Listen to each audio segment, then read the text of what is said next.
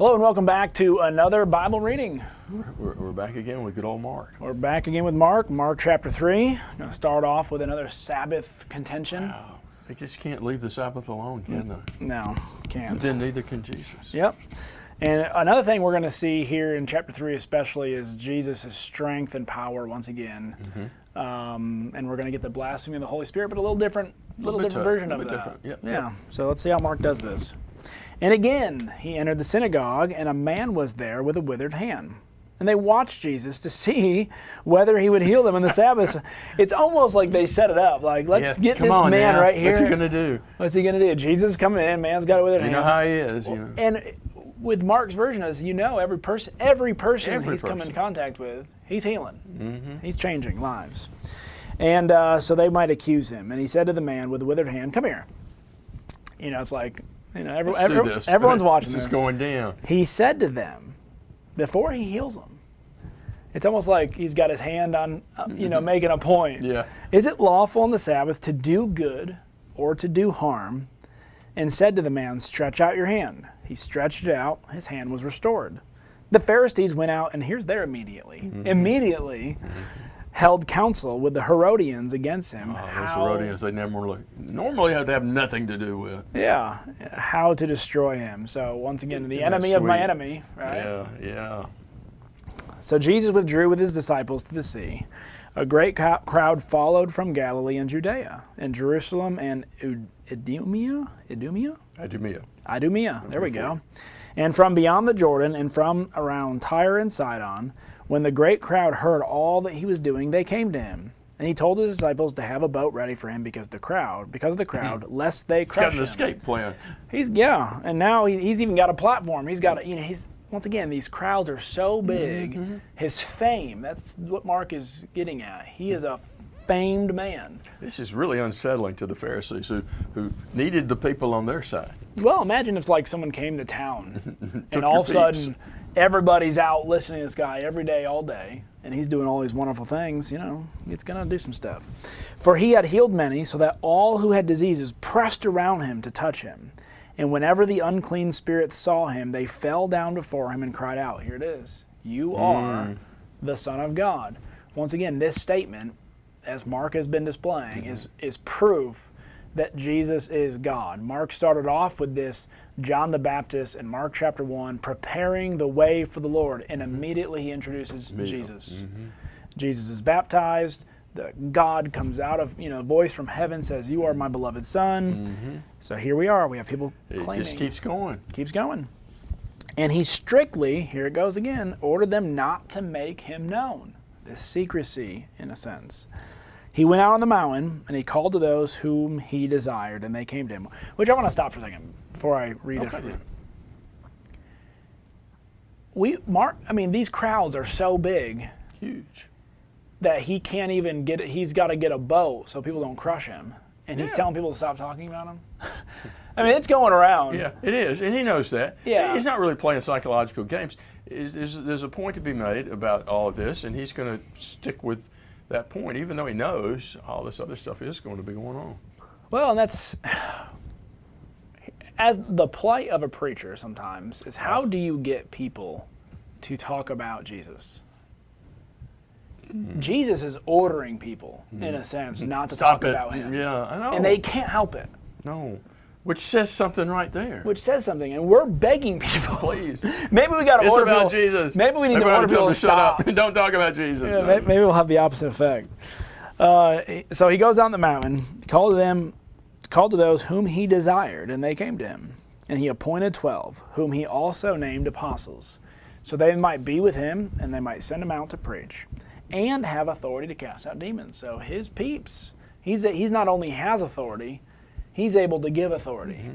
And that's real authority. True authority, that's authority, is not given authority. It's the ability to give authority.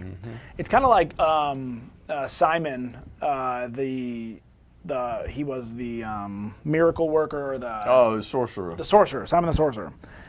When he was given first of all, he was given forgiveness of sins, but what happened when he saw the apostles and their ability to give gifts? Authority. I want to buy that. Yeah, let me be able to do that. Wouldn't Right. that be cool? It's different than being able to perform miracles, but be able to pass them on. Pass it on. That's man. an authority. That's really authority. That's authority.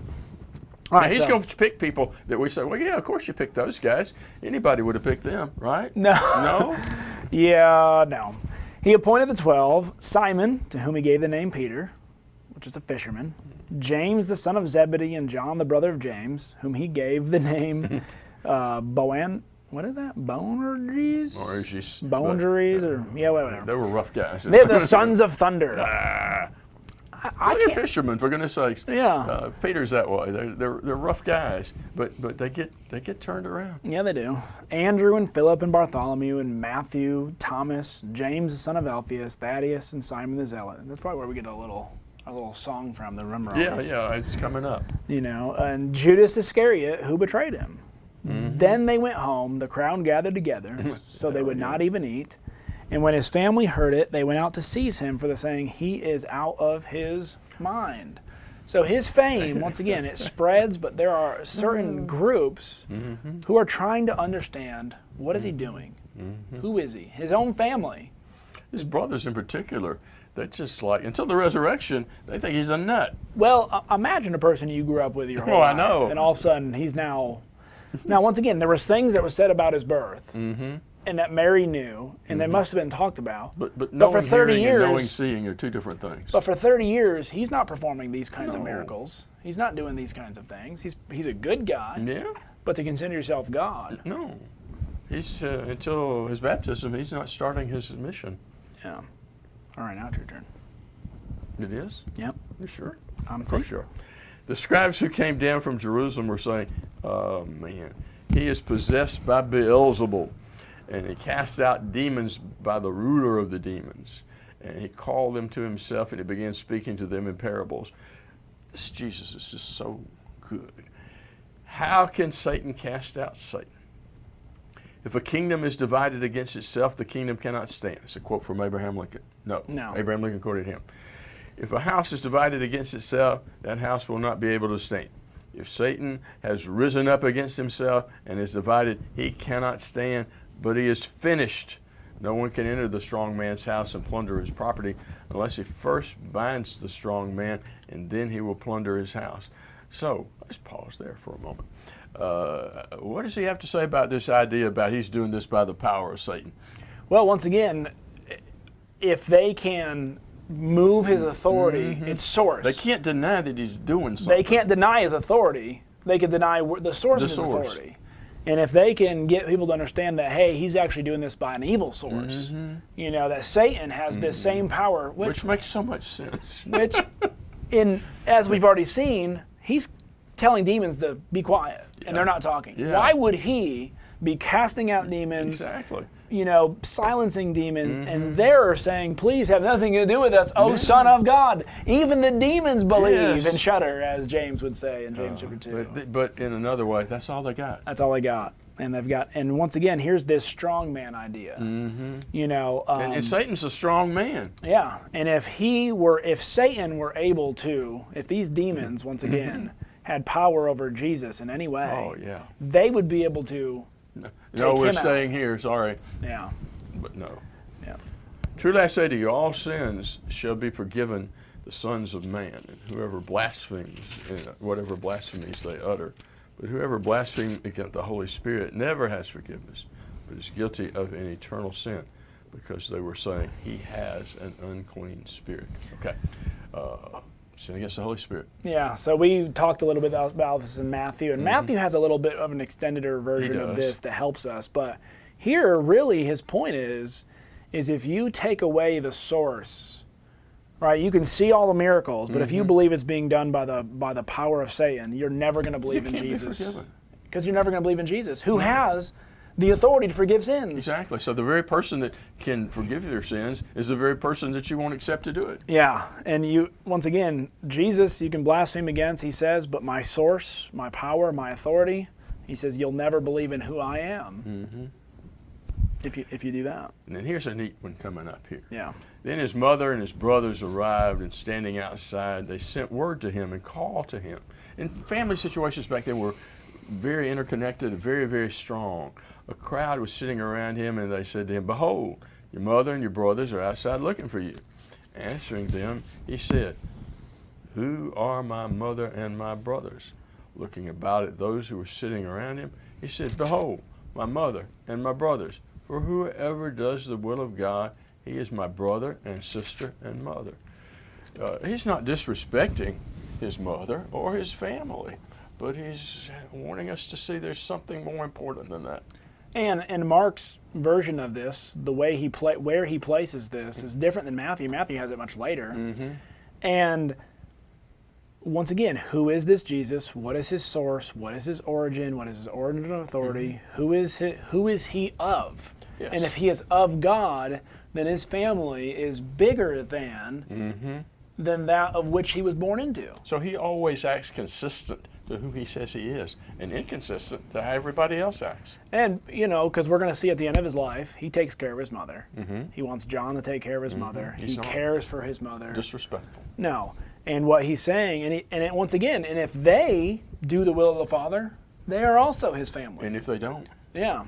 And that, I think that's something we need to learn in today's world. Sometimes we are so attached to our physical families that determines what church we go to sometimes. yes, It determines what we believe. It determines what we won't believe. exactly. If I believe this, that means my parents Yeah. XYZ. Yeah. No. Jesus deals with that with the Jews. Yeah. If you don't, I've come to set people against each other if you look at it from that point of view. Mamas and daddies and daughters and sons, and because at the end of the day, he's the only choice that can be the number one. Yeah. Baptism is always that kind of discussion. People talk about, well, they somehow believe that if I admit baptism is Yeah. for the forgiveness of sins, it All is of a the sudden- point in which I receive grace and mercy. What they're doing then is basically by their acknowledgement, somehow because they acknowledge that that's true, that now their parents are lost. Which makes absolutely no sense. Right? And I'm not saying their parents are lost or not lost. No, that's for God to decide, and that's not even the question when somebody's thinking about becoming a Christian. It's them and God. Here's my two kind of statements, and I don't remember where I got this, but it's a mix of a lot of people. A lot of people say something similar. I say, do you believe that God is a just God? Oh, that's exactly what I do. Yeah. Do you believe that he will always do what is right? And people will answer in the affirmative. And I said, yes. Do you believe God will judge your parents or your family based upon their own decisions? And it will be the right thing. And it'll be the right And thing. they'll say, well, yes. Yes. So what? So, God will judge them on what they knew and the decisions they made. Do you believe God will judge you independently on what you know and decisions you make? Exactly. So all you can do is make a decision based upon what you know, your knowledge, and your understanding, and your relationship with God. And secondly, I always do this. Let's just say, for an example, your parents are in heaven. They're not. Okay. Would that be the right thing, God making that decision? Yeah. And secondly, do you think your parents want you to follow them there? Probably not. Probably not. And so they would be pleading, no matter where they are. Don't come here. Don't come here. Look at the rich man and Lazarus. Yes.